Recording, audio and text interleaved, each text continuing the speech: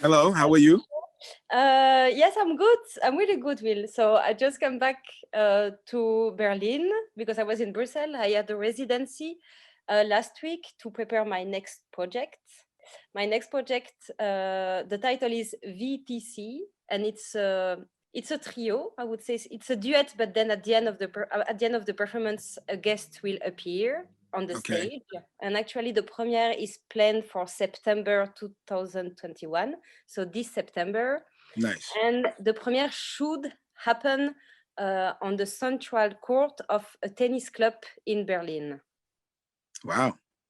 The thing is, tomorrow morning, I have a meeting with the club, with the owner of the club, to be sure that it can happen, because also with the COVID and everything, they got a bit scared. But the thing is, it's outside, so it's I wanted to show you the picture of the field where we're going to Oh, perform. wow.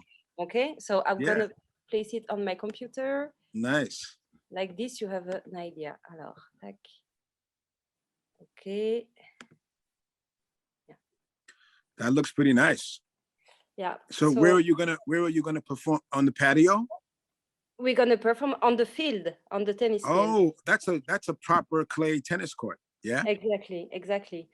And Wow. then I want the audience to be sitting in the I don't know the name for this. Ah, the bleachers. I see now. Yeah. Okay. So you're gonna put the audience in the bleachers to the right. Yeah. Exactly. Okay. Yeah. And you guys, so you're gonna be facing the seats. No, I think we're gonna be like face to face on the field, like we would play tennis. Ah, okay. Nice. Because the tennis field is our stage, I see. because it's a piece about the practice of tennis. Because I've been practicing tennis a lot when I was young. And then when I wanted to, like it was some years ago, I wanted to start a new project. And I had to think, I studied dance, but I'm not really a dancer, but I move, I'm working with my body. So I had to ask myself the question, where do I move the best? In which situation do I feel the most comfortable in my body? And then it was Right. really clear, it's on the tennis field, because I know the rules, I know how to play. And then I had to think, but tennis, what else can it be? Because it's a game. There is rules. It's a playground basically. And then I compared the tennis field with a dark room. It's places where people go to have sex together, like people who don't know each Oh, other. no. I That didn't kind know of that. dark room. I thought you said dark room. I'm like, okay, I thought you meant developing film, not having sex. Okay, so it's called the dark room. Yes, so dark room, it's also like it's a places. So for example, in Berlin, you have clubs where people go to dance, Right. and it happens a lot that in this club there is a small room where people go to have sex. in the club. Yes, but you have to. It's a small room in the club, so you have to know where it is, and you have to search for it. So not everyone can see it. So if you don't know it exists, you will not find it because the door is really small. But if you know that it's there, you can go there, and there is not so many people there. So you can go there and leave and come back to dance. Okay, so is it enough for one person, or it can be 5 people in there? Oh, It it depends of the places, but it can be like 10, 15, 20 people. Wow, dark room, huh? Yeah. Interesting. I'm gonna have to write a song called Dark Room, but go ahead. I thought that you would know that kind of thing. I thought I would too, and I've been to Berlin a million times. But when I went to Berlin, people were just having sex in the club. They didn't go in any room. Yes, good old times. Yeah. When I was going to clubs, I would just go to the bar. And somebody was having sex next to me in the chair. I didn't know that it was a room for that. But anyway, it's okay.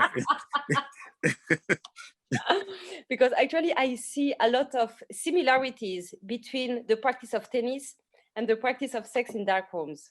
Those are two spaces where people go to play. Right. Those also, it's two silent practices. People don't talk.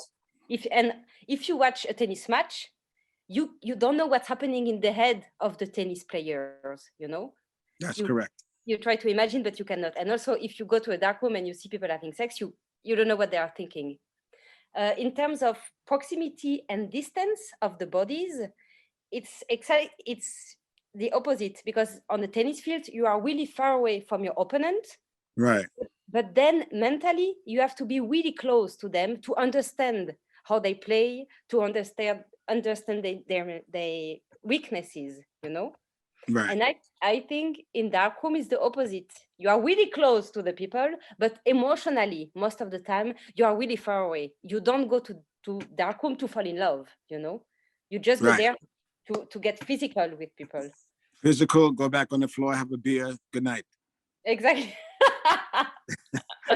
Exactly. And then I'm actually really interested in all the choreography of the practice of tennis, all the rhythmic of the practice of tennis. Yeah. So I think for the performance, we will take out the net. We will not have the net. We will not play with the racket, you know, because Good idea. just the fact that we perform on a tennis field, tennis is everywhere already. It's there, you know, so we don't Right. need to. And I will not play tennis. And I also want to keep the mystery if I can play or not, you know. So I think I can. I don't know. So I want think the audience. it's a fantastic concept. And one of the things about being a rhythmatist myself is I think about rhythm that way, and how some things work with weddings, patterns, for funerals, patterns for war. There's all these different kinds of patterns, and then you can borrow from something and make it into a dance pattern. You know, there's so many interesting ways. You're taking something with a whole totally different meaning, and maybe changing it around or playing it backwards or playing it slower or playing it faster, and then you have a new mood. You have a new arena, but you're borrowing from this funeral, or you're borrowing from this wedding. So I think about music in that way. I don't technically believe in styles of music, and that's something I also keep to myself, because some people are really particular about styles. I don't believe in styles of music. I just listen to the sound. I study classical or jazz or rock or whatever you like to call it, but I realize when I'm playing with people, you're having a real emotional conversation.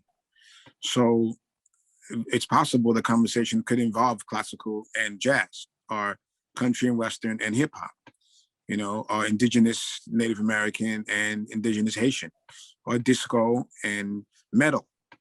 And I only listen to the sounds, and then I take what I know and I compare it to what's happening, and then I mix the things together that way without getting into a topic ideology of music. I think this is what creates a problem in people, even when it comes to personalities or cultures. Sometimes, as we look, why isn't this person acting like a Catholic or a Christian or a Muslim or French? Why is this French person behaving like a German? Why is the German behaving like somebody from Yugoslavia? You know, that's not what it is really for me. Those titles sometimes are create a lot of issues in my industry, especially when it comes to awards and categories. And even though I've been successful in those arenas, it's still divisive. Still, I think it's still it for younger people too coming along. It takes away the freedom to think. And I always compare my creativity to children in the classroom when they're 4 years old or 5 with the crayons. You know, they're going outside the lines. They laugh. They're doing it completely inspired by just the act of grabbing a utensil and making a line. They're not into that other thing yet. And I think this kind of childlike innocence should remain in us as artists our entire careers. You know, it's not a serious thing of, oh, now you have to, you know. So that sounds great. When it's completed, please send me a copy of it. Yeah, Congratulations on there. Yeah. I think you're doing that's a brilliant idea. And I learned something today. I didn't know. I learned something about darkrooms now. When I go back to Berlin, I have to see.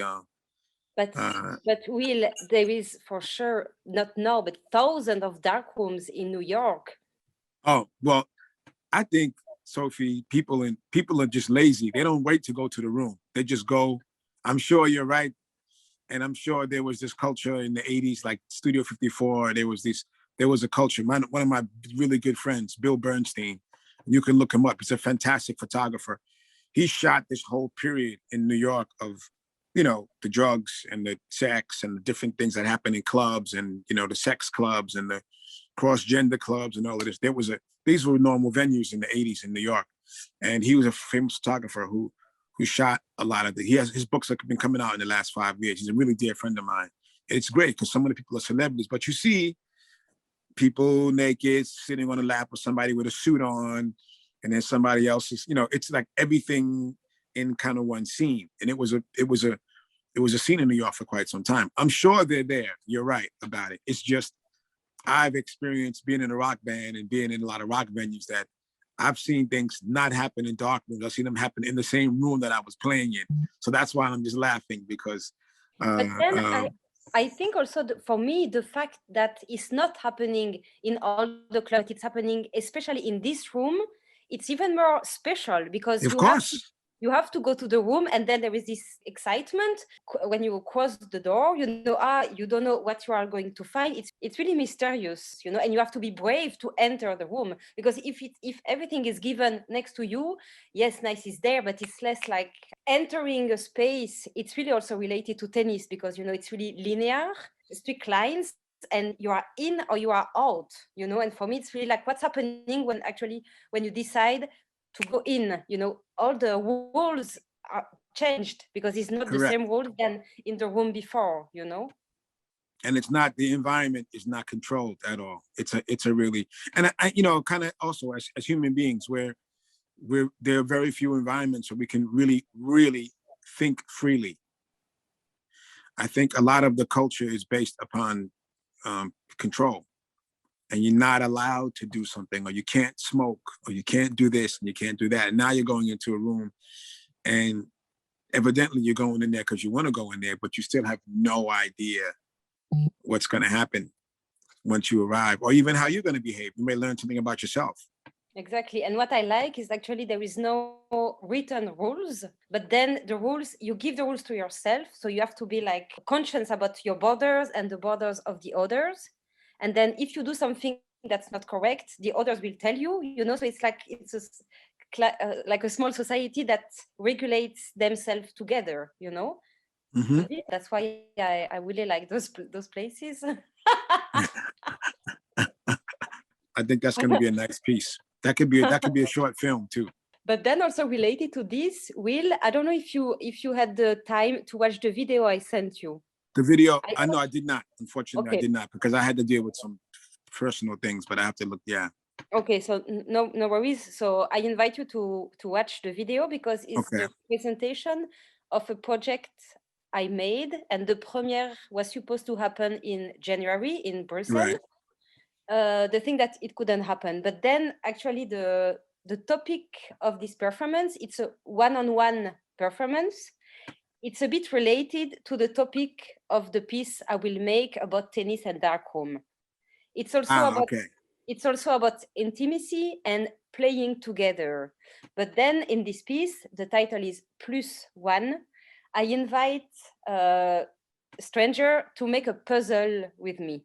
So it's really simple, but actually the image of the puzzle represents a cruising area. Do you know what's a cruising area? Yeah. So usually, you know, cruising area, they are mostly visited by gay men. And then I did a picture. I worked with a porn photographer, which is based in Berlin. And we imagine a cruising area for like queer people, non-binary people. So during the performance, people come and they make a bit the puzzle with me, and then the image of the puzzle is projected on the wall, and then they see like the full image of people having sex in the forest. Ah, I see. Yeah. Because I told you I like walking, but not too much. So when I walk, I want to walk on things that really excites me, you know, that I really like, that provides me pleasure at the end, you know. Because you wanted to, I totally understand. When I'm going to have a look at that, because that's going to give me some ideas about what we can do. Like those are the things that would be thinking about in terms of what kind of sounds I like to create and patterns I like to create to go along maybe with some of the imagery of dance or partnering or people coming in together, and what does that mean, and how do you find the sounds that are germane and that commit to the incidents that's happening?